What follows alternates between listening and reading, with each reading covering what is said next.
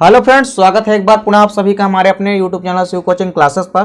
तो फ्रेंड्स, आज के इस वीडियो हम डिस्कस करेंगे क्लास 12 बायोलॉजी एनसीईआरटी चैप्टर 6 में हमारा जो आज का टॉपिक है फ्रेंड्स वो क्या है, वो है डीएनए अर्थात डीएनए फिंगरप्रिंटिंग अर्थात डीएनए, इसको हिंदी में क्या बोलते हैं फ्रेंड्स, डीएनए अंगुली छापन। ठीक है फ्रेंड्स, अंगुली छापन अर्थात फ्रेंड्स क्या है, फिंगरप्रिंटिंग। तो समझिए फ्रेंड्स डीएनए फिंगरप्रिंटिंग क्या होती है। तो देखिए फ्रेंड्स, हमको मालूम है कि जो हमारा डीएनए है तो डीएनए में क्या होता है, विशिष्ट प्रकार के कैरेक्टर होते हैं तथा अनेक विशिष्ट लक्षण होते हैं जो क्या करते हैं, अनुवंशिकी में भी महत्वपूर्ण भूमिका निभाते हैं। तथा साथ ही साथ ये क्या बोलते हैं फ्रेंड्स, ये न्यूक्लिक अम्ल होते हैं जो कि साथ ही साथ क्या करते हैं, अनुवंशिकी में इनका योगदान बहुत होता है। अब देखिए फ्रेंड्स, इस प्रकार से चूंकि जो डीएनए है तो इस तकनीक में क्या होता है फ्रेंड्स कि वह तकनीक जिसके द्वारा डीएनए की विशिष्टता के आधार पर, यानी जो डीएनए में विशिष्ट लक्षण मौजूद होते हैं तो उन विशिष्टताओं के आधार पर किसी व्यक्ति की पहचान की जाती है। ठीक है फ्रेंड्स, डीएनए फिंगरप्रिंटिंग कहलाती है। ठीक है फ्रेंड्स, यानी वह तकनीक जिसके द्वारा डीएनए की विशिष्टता के आधार पर किसी व्यक्ति की पहचान की जाती है। ठीक है फ्रेंड्स, तो उसको अपन क्या कहते हैं, डीएनए फिंगरप्रिंटिंग कहलाती है। ठीक है फ्रेंड्स, यह तकनीक या इसको हम डीएनए अंगुली छापन तकनीक भी कहते हैं।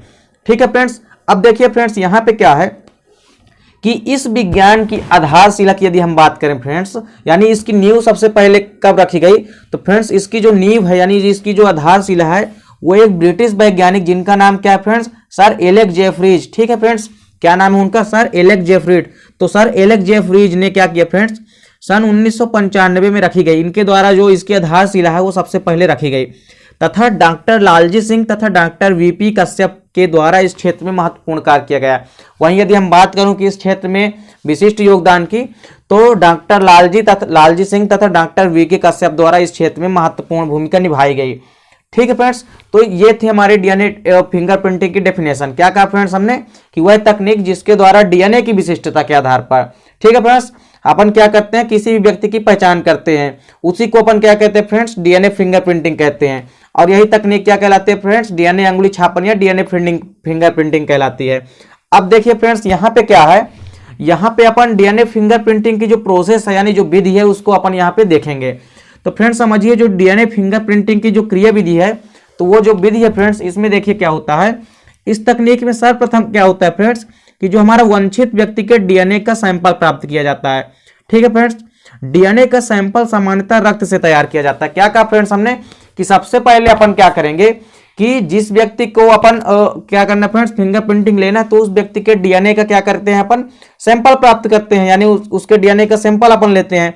और ये जो डीएनए का सैंपल है फ्रेंड्स, ये कहां से लेते हैं अपन, तो ये रक्त से तैयार करते हैं। और ऐसा नहीं है फ्रेंड्स कि ये जो सैंपल है डीएनए का ये केवल रक्त से ही तैयार किया जाता है।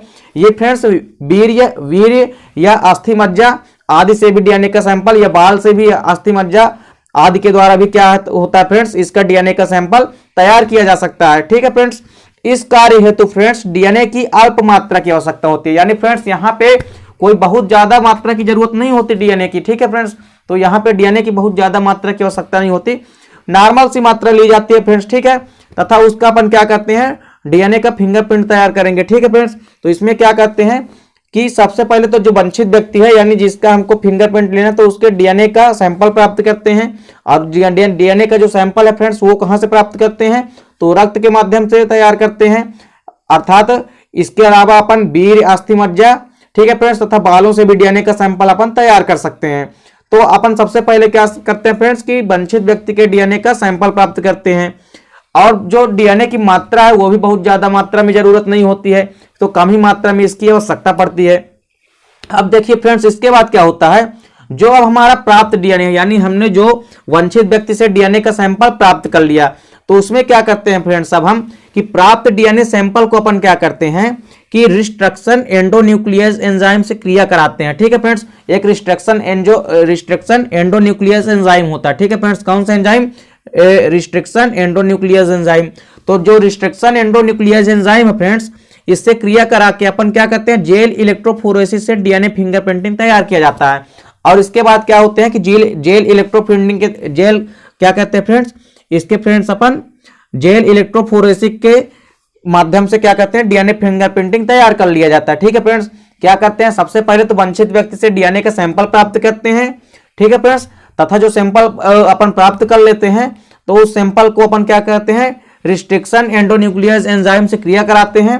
तथा जेल इलेक्ट्रोफोरेसिस से डीएनए फिंगरप्रिंटिंग तैयार किया जाता है। अब देखिए फ्रेंड्स क्या होता है यहाँ पे कि जेल से प्राप्त जो डीएनए है फ्रेंड्स, अर्थात जो डीएनए सैंपल को रिस्ट्रिक्शन एंडोन्यूक्लियोज एंजाइम से हमने क्या किया, क्रिया कराया और किसमें बदल गया, वो जेल इलेक्ट्रोफोरेसिस में, तथा जेल इलेक्ट्रोफोरेसिस से डीएनए फिंगरप्रिंटिंग हमने तैयार कर लिया। तो जो हमारा जेल से प्राप्त डीएनए है फ्रेंड्स, ठीक है, तो डीएनए को नाइट्रोसेल्यूलोज फिल्टर मेम्ब्रेन में स्थानांतरित किया जाता है। यानी इस जेल से प्राप्त जो हमारा डीएनए होता है फ्रेंड्स, इस डीएनए को पुनः अपन नाइट्रोसेल्यूलोज की जो फिल्टर होती है और जो मेम्ब्रेन होती है यानी जो झिल्ली होती है, तो उसमें अपन क्या करते हैं, इसको स्थानांतरित कर देते हैं, यानी इसका स्थान जो है बदल देते हैं। अब देखिए फ्रेंड्स, इस फिल्टर को अपन क्या करते हैं इसके बाद कि 18 डिग्री सेल्सियस पर, ठीक है फ्रेंड्स, ओवन में रखा जाता है। ठीक है फ्रेंड्स, इसको अपन क्या करते हैं कि 80 डिग्री सेल्सियस पर क्या करते हैं, ओवन में रखते हैं, जिससे फिल्टर पर क्या होता है फ्रेंड्स, डीएनए के प्रोब बन जाते हैं। ठीक है फ्रेंड्स, जब 80 डिग्री सेल्सियस पर इसको ओवन में रख के गर्म करते हैं तो जिससे क्या होता है, फिल्टर पर क्या होते हैं, जो हमारी फिल्टर मेम्ब्रेन है तो उस पर डीएनए के क्या बन जाते हैं, प्रोब बन जाते हैं। और फ्रेंड्स ये जो हमारे डीएनए प्रोब बनते हैं, इसके बाद क्या करते हैं हम कि ये जो डीएनए प्रोब बनते हैं तो इन डीएनए प्रोबों को धो लेते हैं, तथा धोने के पश्चात इनको क्या करते हैं कि ऑटो रेडियोग्राफी करते हैं। और ऑटो रेडियोग्राफी के परिणाम स्वरूप क्या होता है फ्रेंड्स कि उसका विश्लेषण करते हैं। तो क्या करते हैं फ्रेंड्स, जो हमारा डीएनए प्रोब प्राप्त हुआ है तो उस डीएनए प्रोब को क्या करते हैं, धो लेते हैं, और धोने के पश्चात क्या करते हैं, ऑटो रेडियोग्राफी के माध्यम से क्या करते हैं, उसका विश्लेषण करते हैं। ठीक है फ्रेंड्स, अब इसमें क्या होता है कि इस प्रकार जो हमारा जेल है तो जेल पर बने बैंड, जेल पर आरएनए बैंड को शक के दायरे में आए व्यक्ति में डीएनए फिंगरप्रिंट से मिलाया जाता है। ठीक है फ्रेंड्स, इस प्रकार फ्रेंड्स क्या होता है कि जेल पर क्या बन जाते हैं, डीएनए के बैंड बन जाते हैं। तो जेल पर जो डीएनए के बैंड बन जाते हैं फ्रेंड्स, तो ऐसे व्यक्ति को अपन क्या करते हैं, जो शक के दायरे में जिस व्यक्ति को अपन रखे रहते हैं फ्रेंड्स, ठीक है, तो उस व्यक्ति के डीएनए फिंगरप्रिंट से मिलाया जाता है। यानी जो यहाँ पे जेल बैंड डीएनए बैंड बना है, तो यहाँ पे जो डीएनए बैंड बना है तो उसको किससे मिलाते हैं फ्रेंड्स, उसको डीएनए फिंगरप्रिंट से मिलाया जाता है। यानी जो हमारा शक के दायरे में जो व्यक्ति हमारा रहता है, ठीक है फ्रेंड्स, तो उस व्यक्ति के डीएनए फिंगरप्रिंट से मिलाते हैं। ठीक है फ्रेंड्स, और यदि दोनों फिंगरप्रिंट में बैंड्स एक समान होते हैं, ठीक है फ्रेंड्स, यानी जो हमारा शक के दायरे में जो व्यक्ति आया है, ठीक है फ्रेंड्स, तथा अगला जो व्यक्ति है, इन दोनों में यदि अपन क्या करें फ्रेंड्स, इनके फिंगरप्रिंटों के बैंड्स एक समान यदि होते हैं, ठीक है फ्रेंड्स, यानी उसके डीएनए बैंड्स जो यदि एक समान होते हैं, तथा साथ ही साथ शक के दायरे में आया जो व्यक्ति है उसका भी डीएनए फिंगरप्रिंट जो होता है उसमें भी डीएनए बैंड जो होते हैं एक समान होते हैं, तो इससे क्या निष्कर्ष निकलता है फ्रेंड्स, इससे यही निष्कर्ष निकलता है कि अर्थात वही व्यक्ति अपराधी है। यानी फ्रेंड्स यदि दोनों का फिंगरप्रिंट मिल जाता है तो इससे हमको पता चल जाता है कि यही व्यक्ति अपराधी है। ठीक है फ्रेंड्स, और यदि डीएनए बैंड्स आपस में एक समान नहीं होते हैं तो इससे हमको क्या पता चलता है कि ये व्यक्ति अपराधी नहीं है। ठीक है फ्रेंड्स, तो ये था फ्रेंड्स डीएनए फिंगरप्रिंटिंग की प्रोसेस, यानी डीएनए जो अंगुली छापन है फ्रेंड्स उसकी प्रोसेस पूरी थी। तो क्या कहा फ्रेंड्स हमने कि सबसे पहले क्या करते हैं कि वंचित व्यक्ति से क्या करते हैं, डीएनए का सैंपल प्राप्त करते हैं। और जो डीएनए का सैंपल है फ्रेंड्स वो किसके माध्यम से प्राप्त करते हैं, वो ब्लड के थ्रू अपन प्राप्त करते हैं। और ऐसा नहीं है कि केवल ब्लड के थ्रू प्राप्त करते हैं डीएनए को, अपन बाल के थ्रू, अस्थि मज्जा या वीर्य के थ्रू भी प्राप्त कर सकते हैं। तो यहां से इसके अपन क्या करेंगे, इसके डीएनए का क्या करेंगे, फिंगरप्रिंट तैयार करेंगे। ठीक है फ्रेंड्स, तो जो हमको सैंपल मिला है, तो जो डीएनए का हम सैंपल लिए हैं उसको अपन क्या करेंगे फ्रेंड्स, और इसकी मात्रा भी बहुत कम मात्रा में जरूरत होती है, इसकी मात्रा भी ज्यादा नहीं लगती है। इसके बाद हम क्या करते हैं, जो हमारा डीएनए सैंपल प्राप्त होता है हमको, उसको अपन रिस्ट्रिक्शन एंडोन्यूक्लियोज एंजाइम से क्रिया कराते हैं, तथा रिस्ट्रिक्शन एंडोन्यूक्लियोज एंजाइम के द्वारा क्या करते हैं फ्रेंड्स, क्रिया कराने के बाद ये जेल इलेक्ट्रोफोरेसिस में डीएनए फिंगरप्रिंटिंग तैयार करते हैं इसकी। ठीक है फ्रेंड्स, यानी जो डीएनए सैंपल हमको प्राप्त हुआ तो रिस्ट्रिक्शन एंडोन्यूक्लियोज एंजाइम से क्रिया करा के हम किसमें बदल लिए, उसको जेल इलेक्ट्रोफोरेसिस में बदल लिए और फिंगरप्रिंट तैयार कर लिए। अब देखिए फ्रेंड्स, जेल से जो प्राप्त हमारा डीएनए है तो उस डीएनए को अपन नाइट्रोसेल्यूलोज फिल्टर मेम्ब्रेन में स्थानांतरित कर देते हैं। ठीक है फ्रेंड्स, अब जब इसको हम नाइट्रोसेल्यूलोज फिल्टर मेम्ब्रेन में स्थानांतरित कर देते हैं तो इस फिल्टर को 80 डिग्री सेल्सियस पर ओवन में रखते हैं। और इसको जब हम 80 डिग्री सेल्सियस तक ओवन में रखते हैं, जिससे क्या होता है, फिल्टर पर डीएनए के क्या बन जाते हैं, बहुत सारे प्रोब बन जाते हैं। अब इसके बाद हम क्या करते हैं, जो डीएनए प्रोब बनते हैं तो डीएनए प्रोबों को धो लेते हैं, और डीएनए प्रोबों को धोने के पश्चात अपन क्या करते हैं, इसको ऑटो रेडियोग्राफी करते हैं तथा इसका क्या करते हैं, विश्लेषण करते हैं। ठीक है फ्रेंड्स, अब इसके बाद क्या करते हैं कि जो जेल होता है तो जेल पर कई सारे डीएनए के बैंड्स बन जाते हैं। ठीक है फ्रेंड्स, तो ये जो डीएनए के बैंड्स बन जाते हैं तो हमने जो व्यक्ति का सैंपल लिया है तो इसमें क्या मिलाएंगे फ्रेंड्स, इसका जो डीएनए बैंड्स होता है और जो शक के दायरे में जो व्यक्ति आया रहता है तो उस व्यक्ति के भी डीएनए बैंड्स को अपन मिलाते हैं। और यदि दोनों के डीएनए बैंड्स एक समान दिखाई देते हैं तो इससे हमको यह निष्कर्ष निकलता है या हमको पता चलता है कि यही व्यक्ति अपराधी है। और यदि दोनों बैंड्स एक समान नहीं होते हैं तो हमें इस बात का अभाव होता है कि वह व्यक्ति अपराधी नहीं है। ठीक है फ्रेंड्स, तो इस प्रकार से फ्रेंड्स आपको डीएनए फिंगरप्रिंटिंग की पूरी जो प्रोसेस है यानी जो विधि है वो आपको समझ में आ गई होगी। अब फ्रेंड्स यहाँ पे हम डीएनए फिंगरप्रिंटिंग की उपयोगिता देखेंगे क्या होती है। तो देखिए फ्रेंड्स, डीएनए फिंगरप्रिंटिंग की प्रमुख उपयोगिता देखेंगे यहाँ पे हम। ठीक है फ्रेंड्स, तो सबसे पहली जो होती है वो क्या होती है फ्रेंड्स कि यह फोरेंसिक प्रयोगशाला कानूनी समस्याओं के समाधान में तथा अपराधियों की पहचान में अत्यंत उपयोगी है। यानी जो डीएनए फिंगरप्रिंटिंग है फ्रेंड्स, तो इसका उपयोग अपन प्रयोगशाला में करते हैं और किसकी कानूनी समस्याओं के निवारण में भी, अर्थात जो अपराधी होते हैं उनकी पहचान करने में भी ये बहुत उपयोगी होता है। ठीक है फ्रेंड्स, तो डीएनए फिंगरप्रिंटिंग के माध्यम से अपन अपराधियों की भी पहचान लगा सकते हैं।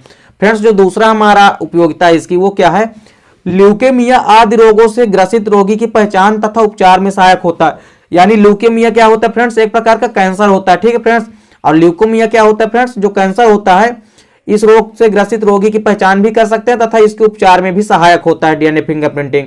ठीक है फ्रेंड्स, आप देखिए यहाँ पर जो तीसरा उपयोगिता है फ्रेंड्स वो क्या है कि पृथ्वी पर किसी जीव की जाति की उत्पत्ति तथा अन्य जातियों के साथ उसके संबंध की जानकारी डीएनए फिंगरप्रिंटिंग की सहायता से प्राप्त की जाती है। क्या कहा फ्रेंड्स हमने कि पृथ्वी पर किसी जीव की जाति जो होती है तो उसकी उत्पत्ति तथा अन्य जातियों के साथ जो उसके संबंध है यानी जो रिलेशनशिप है तो उसको भी हम क्या करते हैं फ्रेंड्स, डीएनए फिंगरप्रिंटिंग के माध्यम से प्राप्त कर सकते हैं, उसकी सहायता से अपन प्राप्त कर सकते हैं। अब देखिए फ्रेंड्स, जो चौथा डीएनए फिंगरप्रिंटिंग की उपयोगिता है वो क्या है कि कभी कभी क्या होता है फ्रेंड्स, परिवार में क्या होता है, पितृत्व की समस्या आ जाती है। यानी फ्रेंड्स क्या होता है कि महिला कहती है कि जो प्रमुख जो अमुक व्यक्ति है, किसी व्यक्ति पार्टिकुलर पुरुष को क्या कहती है कि वह इस बच्चे का पिता है। ठीक है फ्रेंड्स, वह उसके बच्चे का पिता, यानी जो महिला वो क्या कहती है कि यह व्यक्ति जो है मेरे बच्चे का क्या है, पिता है। ठीक है फ्रेंड्स, तो ऐसी स्थिति में क्या होता है कि डीएनए फिंगरप्रिंटिंग की सहायता से अपन क्या करते हैं कि उसके पिता की क्या करते हैं, पहचान की जाती है। उसी प्रकार फ्रेंड्स जिस प्रकार से हमने बताया आपको, अर्थात यहाँ पे यदि बच्चे का और पिता का जो सैंपल लेंगे अपन, तो सैंपल में यदि उनके जो डीएनए बैंड्स होते हैं तो डीएनए बैंड्स यदि एक समान दिखाई देते हैं हमको, तो इससे हमको क्या मालूम हो जाएगा कि इस बच्चे के पिता वही हैं। तो फ्रेंड्स आई होप कि ये वीडियो आपको समझ में आ गई होगी।